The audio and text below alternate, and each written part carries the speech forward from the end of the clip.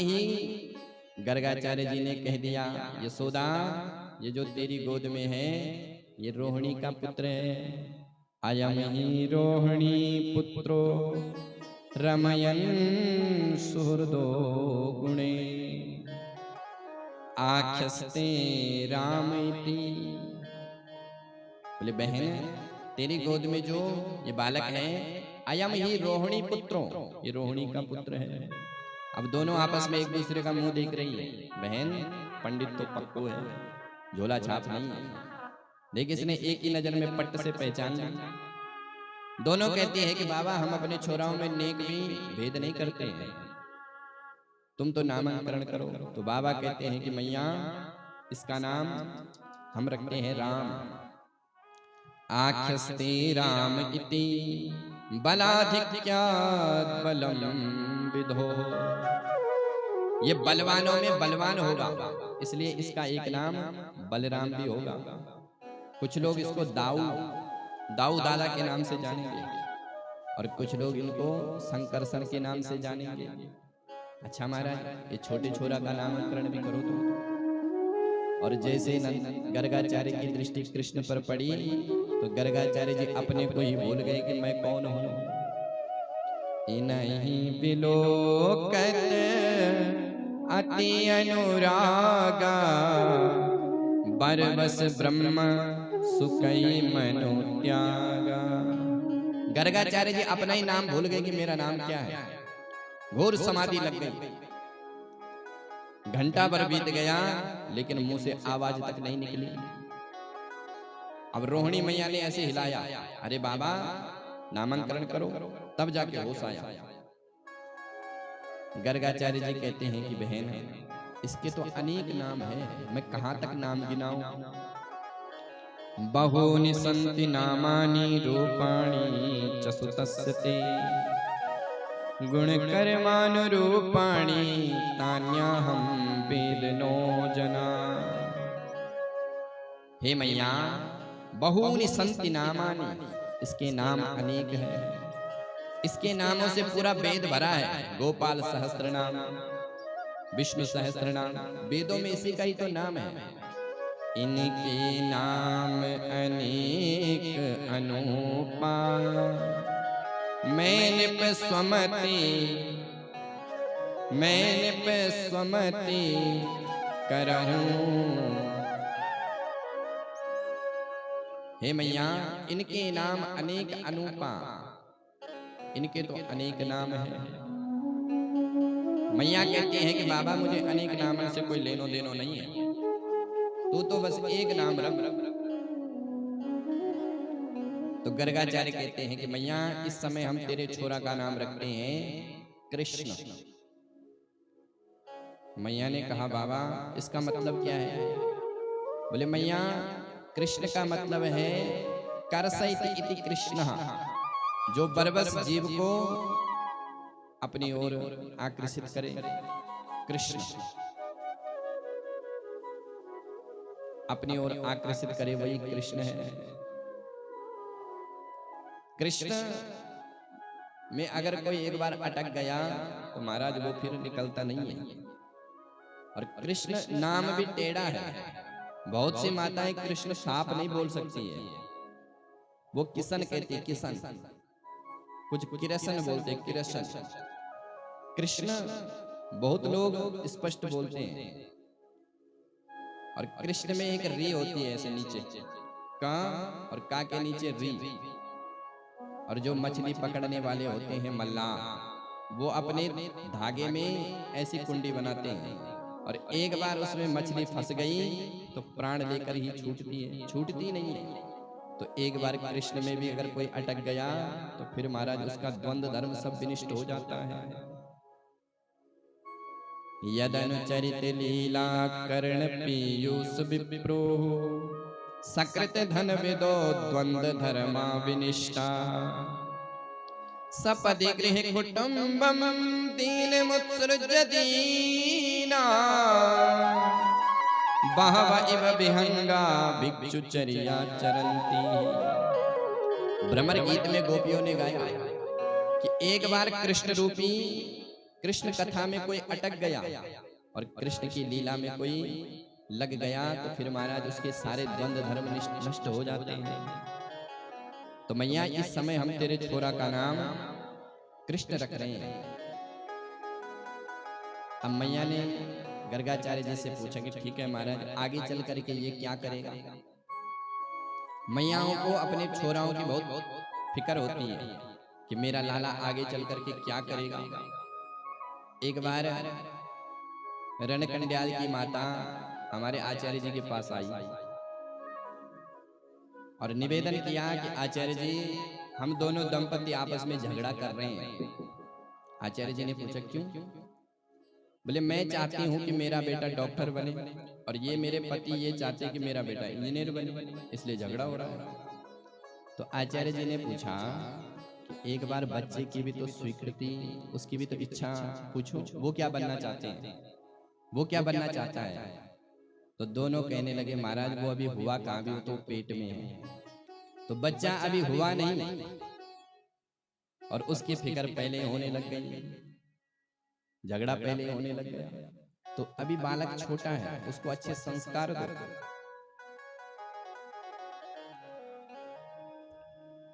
तो माँ यशोदा ने पूछा कि मेरा लाला आगे चल करके क्या करेगा। तो गर्गाचार्य जी कहने लगे मैया तेरा लाला आगे चल करके नंबर 1 का चोर बनेगा। क्या मतलब? बोले हाँ मैया इसकी गृह चाल ऐसे दिख रही है। बोले बाबा काहे की चोरी करेगा? तो गर्गाचार्य जी कहने लग गए ब्रजय बसंतम नवनीत चौरम ब्रजांगनानां चदुकूल चौरम अनेक जन्मार्जित पाप चौरम चौराग्रगण्यं पुरुषं नमामि चौराग्रगण्यं पुरुषं नमामि। ब्रजय वसंतम नवनीत चौरम, ब्रज में रह करके ये माखन मिश्री का हरण करेगा, गोपियों के वस्त्रों का हरण करेगा और जीव के जन्म जन्मांतर के पापों का भी हरण करेगा।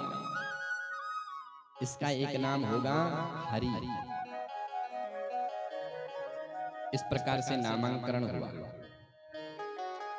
पर दोनों मैया आपस में कहती हैं कि बहनों मैंने तो अपने छोरा का नाम अपने मन से रख लिया। क्या? बोले एक का नाम रखा कनवा और एक का नाम रखा बलवा। मैया अपने लालाओं का प्रेम का एक नाम रखती है, निकनेम। अब महाराज कन्हैया और बलराम धीरे धीरे बड़े हो रहे हैं। कालेन ब्रजताल्पेन गोकुले राम केशवो जानुभ्याम सह पाणिभ्याम रिंगिमाणो ब्रजाहृतो। धीरे धीरे भगवान बड़े हो रहे हैं। कभी भगवान घुटमुट घुटमुट चलते चलते गौशाला में घुस जाते हैं, कभी गौ माता के सींगों से लटक जाते हैं, कभी भगवान गौ माता के दांतों को गिनने लगते हैं। सुखदेव जी कहते परीक्षित नंद के आंगन में भगवान खूब ठुमुक ठुमुक करके चलते हैं। नंद की देहरी में जब भगवान लटकते हैं तो भगवान उतर तो जाते हैं लेकिन देहरी इतनी ऊंची है कि पैर नीचे जमीन तक नहीं पहुंच पाते। अब भगवान लटके हैं और पैर धरती पर पहुंच नहीं रहे। अब ना ऊपर चढ़ सकते हैं ना नीचे उतर सकते हैं, रुदन करने लग गए। आकाश के देवताओं ने जब इस नंद की देहरी का दर्शन किया तो देवताओं ने नंद की देहरी को बारंबार प्रणाम किया कि धन्य है ये नंद की देहरी, जिस ब्रह्म का और छोर वेद नहीं पाते हैं। शारद शेष महेश नेति नेति कहे सब जिसका गुणगान करते लेकिन पार नहीं पाते हैं। वो ब्रह्म आज नंद की देहरी को पार नहीं कर पा रहे हैं। देवताओं ने जब भगवान का दर्शन किया तो देवता यशोदा मैया के भाग्य की सराहना करने लग गए। किं ब्रूमस्त्वां यशोदे कति कति सुकृत्यान् गत्वा। हे यशोदा, तूने कौन से जन्म का पुण्य किया है और किस किस धर्म क्षेत्र में जाकर के तूने किस पंडित जी महाराज ने धर्म अनुष्ठान कराया, कौन सा दान दिया, कौन सा यज्ञ किया, जो आज तीनों लोकों का स्वामी तेरी गोद में बैठा हुआ है। जो सौभाग्य शिव को नहीं मिला, रुद्राणी को नहीं मिला, न शक्रु न च मदन रिपु, वो सौभाग्य आज तुझे मिल रहा है। देवता निहाल हो रहे हैं दर्शन करके। इस प्रकार से भगवान ने सुंदर सुंदर लीलाएं करी। अब एक दिन भगवान ने मन में विचार किया कि अब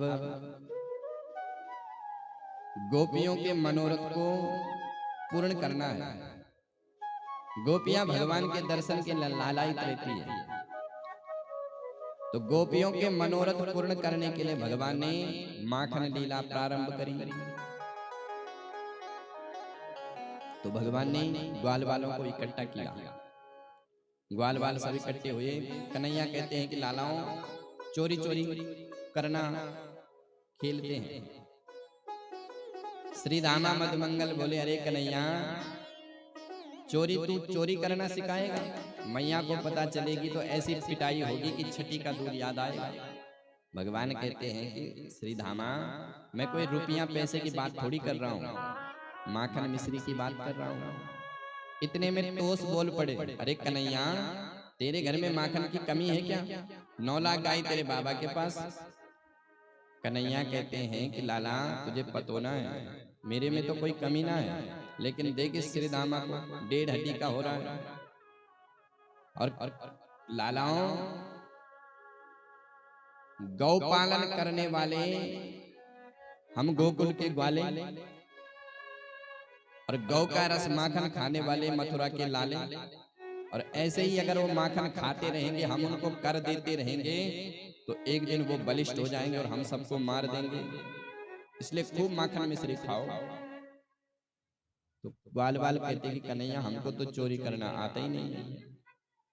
कन्हैया कहते हैं कि मित्रों, सबसे पहले ऐसा करो कि तुम अपने अपने घर में चोरी करो। पहले परीक्षण होगा, तो सब अपने अपने घर में चोरी करने लग गए। अब जब दूसरे दिन सब इकट्ठे हुए तो कन्हैया ने कहा, सुनाओ अपने अपने सब। तो सब ने अपने अपने सुनाई। कोई सफल रहा, कोई विफल रहा, कोई पिट करके भी आया। भगवान ने कहा, जा दारी के पहली बार चोरी करी और पिट के आए। अब तो महाराज भगवान घर घर में चोरी करने लग गए। गोपियों को मौका मिलता तो शिकायत का बहाना लेकर के भगवान के दर्शन के लिए यशोदा के पास आते, एक एक करके शिकायत करते। सारी गोपियां नंद के आंगन में आ जाती। यशोदा, कहाँ है तेरा छोरा? यशोदा कहती है, बहनों, आज तो मेरे छोरे का ना तो जन्मदिन है, ना कोई जन्म नक्षत्र है, तुम क्यों आई? बोले, बहन, आज तेरे छोरा के गीत गाने नहीं आई है, आज तो उसकी शिकायत लेकर के आई है। तो एक एक करके शिकायत कर रही है। वत्सान मुंचान क्वचित समय क्रोश संजातः सः स्तेयं स्वादवत्या दधिपया कल्पिते स्तेय योगे मर्कान् भोक्षन् विभज्यति सच्चेनात्तिभाण्डं भिनत्ति द्रव्यालापो सगृह कुपितो यातयो क्रोशतो कन्। एक एक करके शिकायत कर रही है। सबसे पहले गोपी कहती है कि बहन, ये जो तेरा लाला है, ये हमारे बछड़ों को अनायास खोल देता है। मैया कहती है कि बहन, गौ दोहने का समय होता होगा, इसलिए बछड़े को खोलती है, खोलता है। बोले, नहीं नहीं बहन, वत्सान मुंचान क्वचित समय, बिना मतलब के खोलता है। एक गोपी कहती है कि यशोदा, तेरा लाला हमारे घर में आ जाता है, और खूब माखन मिश्री हरण करता है, और जिसके माखन मिश्री को हरण करता है उन्हीं के घर वालों को खूब उल्टा सुल्टा बोलता है। तो मैया कहती है कि बहनों, तुम मेरे लाला को माखन खिलाया करो, जब तुम माखन नहीं खिलाती तभी वो तुमको चिढ़ाने वाले शब्द कहता है। तो गोपियां कहती हैं कि बहन, तेरा लाला हमारा भी तो लाला है, हमने उसको परोस के भी देख लिया, पर उसको जैसे परोसती हैं वो कहता है कि गोपी मंगा जो तू, तो मैंने कहा लाला तू चोरी क्यों करता है? तो कन्हैया कहते हैं कि चोरी के माल में कुछ आनंद ही और है, चोरी का माल खाने में अच्छा लगता है। एक गोपी कहती है कि बहन तू मेरी सुन, तेरा लाला मेरे घर में घुस गया, अब इसने खूब माखन खाया, और जब इसका पेट भर गया तो खूब ग्वाल वालों को भी खिलाया, ग्वाल वालों का भी पेट भर गया तो इसने बंदरों को बुलाया, बंदरों ने भी खूब दही और माखन खाया, और अंत में इसने मटकों को भी फोड़ दिया। यशोदा कहती है 8 मटकों को छीके पर लटका,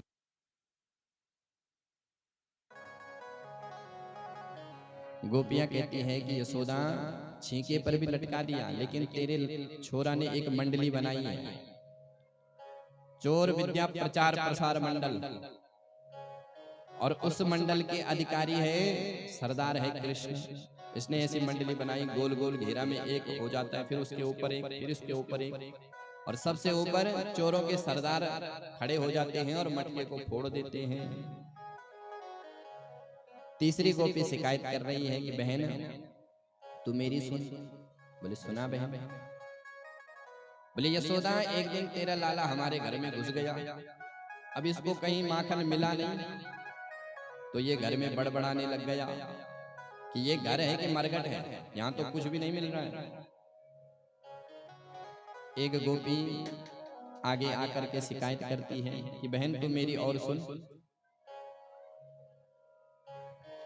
बोलिए नंद के लाला, ये मटकी फूट रही है, ऐसे ही तो भगवान ने मटकी फूटी, फट फट।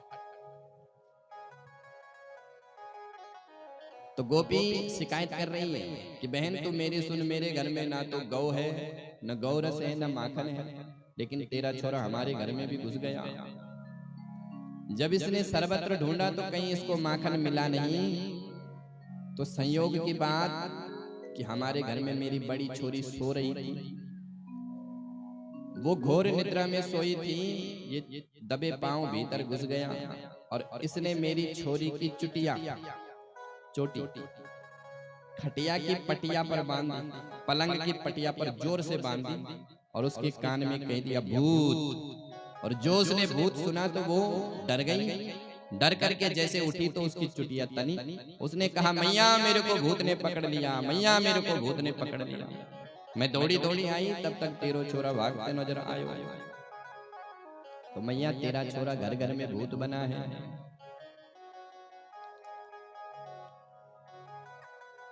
तो गोपियां इस प्रकार से शिकायत कर रही है। मैया कहते हैं कि लाला तू सच्ची सच्ची बता, तूने चोरी करी? तो कन्हैया अपनी भोली सी सूरत बना लेते हैं। मैया ने सबको गोपियों को डांट लगा करके भगा दिया। मैया कहती है लाला तू अगर ऐसी चोरी करेगा तो तेरा कभी विवाह नहीं होगा।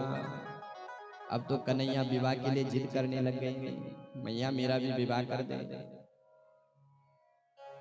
अब मैया को हंसी आने लग गई, अरे लाला तू अभी नेक सो छोरा 4 वर्ष को, और तू शादी करोगे? बोले हाँ मैया मेरे को बहू लाके दे। तो मैया ने कहा लाला बता तेरे को कैसी बहू चाहिए? तो कन्हैया कहते हैं कि मैया मुझे ऐसी बहू ला करके दे कि जब मैं गौचारण करने के लिए जाऊं तो अपने जेब में उसको लेकर के जाऊं, मैया ने कहा ये गुड़िया की बात कर रहा है। तो भगवान कभी चन्ना मामा के लिए मछल जाते हैं, कभी भगवान विवाह के लिए माँ से प्रार्थना करते हैं। सुखदेव जी कहते परीक्षित, एक दिन भगवान ने विचार किया कि माखन मिश्री तो खूब खाई, लेकिन एक बार जरा ब्रज की रज का भी तो स्वाद चखे। ब्रज की 3 वस्तु श्रेष्ठ है, ब्रज की रेणु, ब्रज की धेनु और ब्रज की वेणु। तो भगवान ने विचार किया कि धेनु भी चराएंगे और वेणु भी खूब बजाएंगे, लेकिन आज जरा रेणु का स्वाद चखें। तो भगवान एक दिन खेलते खेलते ब्रह्मांड घाट में पहुंच गए। एकदा क्रीडमानस्ते रामद्या गोपदारुका कृष्णो मृद भक्षितवान् इति माता निवेदयन्। खेलते खेलते भगवान रमण रेती वृंदावन में गए और भगवान ने एक मिट्टी का डेला उठाया और मुख में रख लिया। बलराम जी ने देख लिया। बलराम जी ने कहा लाला तूने माटी खाई? कन्हैया कहते मैंने माटी नहीं खाई। बलराम जी कहते कि लाला सच्ची बता तूने माटी खाई, नहीं तो तेरी शिकायत है मैया से करूंगा। कन्हैया कहते हैं कि भैया मैंने माटी नहीं खाई। तो बलराम जी ने शिकायत लगा ली, कृष्णो मृद भक्षितवान् इति माता निवेदयन्। यशोदा मैया ने जैसे सुना कि इसने माटी खाई तो मन में विचार किया कि इसने माखन खाया तो मैंने इसको कुछ नहीं कहा, खाने वाली चीज है, खा लिया तो खा लिया, लेकिन आज ये माटी खा रहा है और कल के दिन न जाने क्या क्या खाएगा, गोल्डन दिलबाग, तो अब इसको डांटना पड़ेगा। कन्हैया सच्ची बता तूने माटी खाई? कन्हैया कहते मैया मैंने माटी नहीं खाई, मैंने माटी नहीं खाई मैया, मैंने माटी नहीं खाई। भगवान ने स्पष्ट कहा। तो अब एक प्रश्न उठता है कि भगवान ने झूठ क्यों बोला? भगवान कभी झूठ नहीं बोलते हैं, क्योंकि भगवान सत्य, उनका स्वरूप सच्चिदानंद है, वो कभी झूठ नहीं बोलते हैं। तो झूठ क्यों बोला? मैया ने कहा लाला तूने माटी खाई, तो भगवान स्पष्ट कह रहे हैं ना हम भक्षितवानम्बा सर्वे मिथ्या विशंसिना यदि सत्याग्रहस्तर्हि समक्षम पश्यमि मुखम। ना हम भक्षितवानम्बा, मैया मैंने माटी नहीं खाई। अब ये भगवान की शब्द शैली है, भगवान ने झूठ भी बोला और सच भी बोल दिया। कैसे? एक भजन आता है मैया मैंने ही माटी खाई, तो इस शब्द के 2 अर्थ हैं। मैया मैं नहीं माटी खाई, अब मना भी कर दिया और स्पष्ट कह भी दिया कि मैया मैंने ही माटी खाई। तो वही शब्द यहाँ पर भी है। एक तो साधारण अर्थ ये है कि ना अहम भक्षितवान, मैया ना अहम, मैंने माटी नहीं खाई। दूसरा अर्थ ना हम का है ब्रह्मांड, ना हम भक्षितवानम्बा, मैया तो माटी की बात कर रही है, मैंने तो ना हम, मैंने पूरे ब्रह्मांड को ही अपने पेट में धारण कर रखा है। ना हम भक्षितवानम्बा सर्वे मिथ्या विशंसिना, ये सब झूठ बोल रहे हैं, मैंने माटी नहीं बल्कि पूरे ब्रह्मांड को खा लिया है। और यदि सत्याग्रहस्तर्हि समक्षम पश्यमे मुखम,